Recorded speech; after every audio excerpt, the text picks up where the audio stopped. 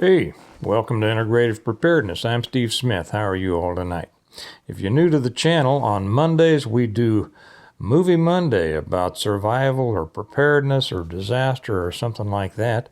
And tonight we have a kind of a double feature, because last week I was going to do The Day After with Jason Robards, and I got busy, too many things going on, and somebody suggested, when they heard me say that I was going to do that, they said, well, you ought to watch this movie called Threads. It's a British movie, and it was made back then, and it's better than A Day After. So I'm going to talk about both of them, because I watched that one. I just got done watching Threads about an hour ago. So I'm going to talk about both of them. In some ways they're similar, in some ways they're different, and I'm going to tell you whether or not Threads is better than The Day After. We'll start with The Day After. Most of you are probably familiar with that movie. I was particularly, as most of us were around here, interested in it because it had to do with a nuke taking out Kansas City, and that's where I live. So when it came out, and we knew, I grew up in the 50s and the 60s, and when we were all, the duck and cover, and I lived through the Cuban Missile Crisis, and Khrushchev banging his shoe on the table saying, "We will bury you," and it was a real fear here in the States during the 50s and 60s, a nuclear war.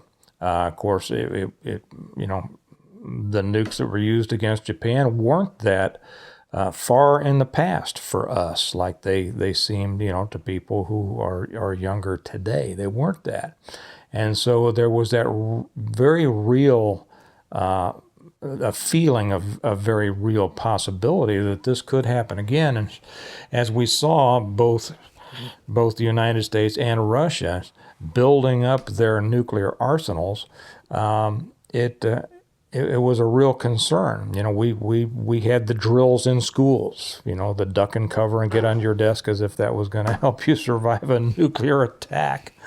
And people were, putting in bomb shelters on their properties. I remember a friend of mine and I used to go down and play in the bomb shelter the guy down the block had built. He had a gun range in there. We would go down into the bomb shelter and shoot guns. And so it was a reality for those of us who lived in the 50s, who grew up in the 50s and the 60s. And we were surrounded around here. Of course, Offutt Air Force Base up in Omaha was headquarters of SAC, the Strategic Air Command. And we were aware of that. And all around us were missile silos. I believe it was the Minuteman missiles at the time. And I don't know how many of those are still active. I don't keep up with that much anymore. And Whiteman Air Force Base, that now is the home to the B-2. We didn't really think much about it because it wasn't on our radar as being anything strategic. But it definitely was on our minds, and it would be joking. There would be jokes made about, hey, if you see a missile going up from somewhere around here, you know that they're coming back. Well, interestingly, then this movie came out in 1983 called The Day After, and starred Jason Robards, who back then was a big actor. It also, I saw, starred someone that some of you would be more familiar with, Steve. Was it Steve Guttenberg? Yeah, I don't watch many movies, and I've never watched any of his, but I recognized who he was, and Kelly recognized him. The story was, and it follows, if you watch it, and it's free on YouTube, so I don't have to put the links. As a matter of fact, the other one is also free on YouTube, Threads. It's reminiscent of most of the shows of the 80s as far as the acting and the dialogue and the editing and everything like this. But it's a story of a doctor in Kansas City. We see some of his personal life to make him, look human. And he goes to Lawrence, which is just about 40 miles west of here. There is also some side stories. They put in a couple of towns that there's no such towns in Missouri, but they have Harrisonville in there, and I think they call one town where somebody is from Sweet Sage. There's no Sweet Sage in Missouri. But we follow a number of people. We follow Jason Robards as a doctor who's gone up to Lawrence to do something. And then a couple who's getting married in Harrisonville. And there's no reason for me to really detail the plot. But we follow those, and those as they're going around their daily lives, there's a couple of, news items coming out about tensions in East Germany, and that's what we were all. This was back before, the fall of the Berlin Wall. There was East Germany and West Germany. There was East Berlin and West Berlin, and that's where the flashpoints were figured to be. And so that was the story here. Well, there's tensions we hear, on the TV and the shows. Things are going on. There are maneuvers. And anyway, to make the long story short, to make the movie short into a synopsis, because I want to have time to get to the other movie, we see missiles going up and everybody, they can't believe it, and missiles are shooting out of the ground, and they know that means that there's going to be incoming missiles too. And you see, some of the natural human responses to what that would be, fear, doubt, this can't be happening, all of those kinds of things. And but it does happen. And there is a strike on Kansas City. Well, it doesn't show in stark reality what happens necessarily. We kind of see it through the stories of Robards, who's up in Lawrence, and he's dealing with things up there, and of course it also has an effect on Lawrence. It's very close, and takes out all the lights, and we see some of the suffering and all that, and he's trying to keep things together and continue to treat people who are coming into the hospital, and we see some of the challenges there. It's well done. I mean, you see, I'm glossing over, but it's well done, and it's a movie well worth seeing. And then we see how he then makes his way back to Kansas City, to the desolation that used to be Kansas City. And the very ending scene is I think it's very deep. From the other standpoint, we see a family. The father was essentially a prepper, who was attuned with this, and we see how he has kind of prepared for it. Now, what happens with him, I'm not going to say. But how others didn't believe, he did, and the friction that it causes between those, it's a pretty good study. It's a pretty good study on what might happen, at least with the nukes of the day. Okay. We know, and this isn't one of those things. It's not a movie that people should watch nowadays and say, but that's not true because they do different things and different things that, okay. And it's not for somebody who wants to tear it apart. This was 1983. I mean, 40 years ago, we know that technology has changed. Nuclear weapons have changed. But the story really, it's a human story. And it's a story about how humans would react to it, and how humans would be affected by it. And with that, especially with all the tensions that are going on in the world today, I would say that you would be, it's well worth watching, and you would come away with some thoughts, hopefully, that maybe you don't have now. Okay, now I'll leave it at that. Now I want to jump to the second one, Threads.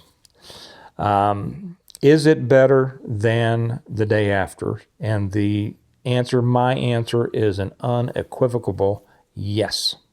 It is better because it's worse. Okay, and what I mean by that, it's worse because it shows the true devastation, or, as much as can be shown. It shows the human toll. It shows the devastation. It shows the despair of an attack. It's a British film. It's the story of a nuclear hit on Sheffield, which the movie says, I have no idea, but I'll take their word for it. It's the fourth largest city in England. At the time, it had 500 and some thousand people in it. It also tells the story through the viewpoint of watching several people and a couple different families, and it takes a deeper dive into the reality of suffering as a result of a nuclear strike. I would say, those of you who have seen the movie The Road or read the book, I would call this the road of nuclear attack, because it carries that. It is just bleak. And I mean, it should be, because the potential horror of a nuclear strike, it's beyond what most of us could imagine, and certainly beyond what any of us have experienced, because I don't think there's any survivors still alive. I mean, there could be from the Japanese strikes, but there'd be very few. So most of us have never seen this. Again, this is a movie that I would very much suggest you watch. I would suggest you watch both of them. And I think the best use of these movies, you're not going to pick up, preparedness tips or survival tips, but what you will get, it's kind of like that game, and I don't know the name of it because I've only heard about it, I've never played it, of what would you do in this situation. Both of these movies give a lot of opportunities for you to sit with your family. I'm going to watch it with the kids, to sit around and say, what would you do? How would you feel in this situation? What would you do if this happened? And how would you prepare for this?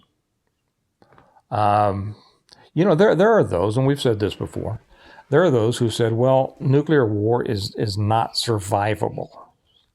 And they don't really have anything to base that on, to be honest. It's their opinion, and that's okay. They can have it. They need to understand that it's their opinion. There will be others that say, well, it definitely is survivable, and here's the way to do it. I refer again to Kress and Kearney's book. And they don't really have anything to base it on, except they can, because there were survivors of Hiroshima and Nagasaki. And I know people will say, but those weren't near the effectiveness of today's nukes. And well, I guess it depends on the size of the nuke, right? And how widespread, whether it's just a limited regional exchange or whether it's a global. Now, global exchange, I guess we're all toast. But maybe it doesn't get to that point. Another movie that I might recommend would be, there's a couple of other great ones. Failsafe is one, and what's the other one? I don't remember. Maybe I'll do one on it. I don't want this to get into a whole bunch of nuclear movie things. That's why I put these two together tonight. But maybe there's two others, and I can't remember the name of the second one. Maybe I'll put those together another time. Probably not next week. I want to get off the nukes for at least a week, even though it's important. But it would depend. The survivability. It would depend on the size of the exchange and the size of the weapons. And I think that both ends, those who say there's no surviving it and those who say, yes, you can survive it, I think both ends need to realize and state that's their opinion. And they're really, they base it on information they've read and all that, and I'm not going to discount it or argue with it. My answer is I have no idea. It's going to depend on where you are in relation to the strike, how big the strike is, blah, blah, blah, all that stuff, All of these things have so many variables that it's impossible to say this is going to happen or that's not going to happen. But both of these, I think, are excellent movies. I would highly suggest that you watch both of them and do it in a group and take some notes. What would you do in that situation? And it'll be interesting to see what your group says too. And, and share it. I very much, one of the reasons that I didn't come on here, I didn't want to come on and give any kind of list about here's what they should have done, here's what they should have done, here's what they should have done. I didn't want to do that because I want to hear from you all. I would like all of you who watch these things or have seen them, what's your opinion? What should have been done? What could have been done? Because there's a lot of them. There is a lot of coulda and shoulda things in there, right? And I think all of them are important. So anyway, those were the movies of this week. The Day After and Threads. I would suggest both of them. And I don't know what kind of stars to give these because the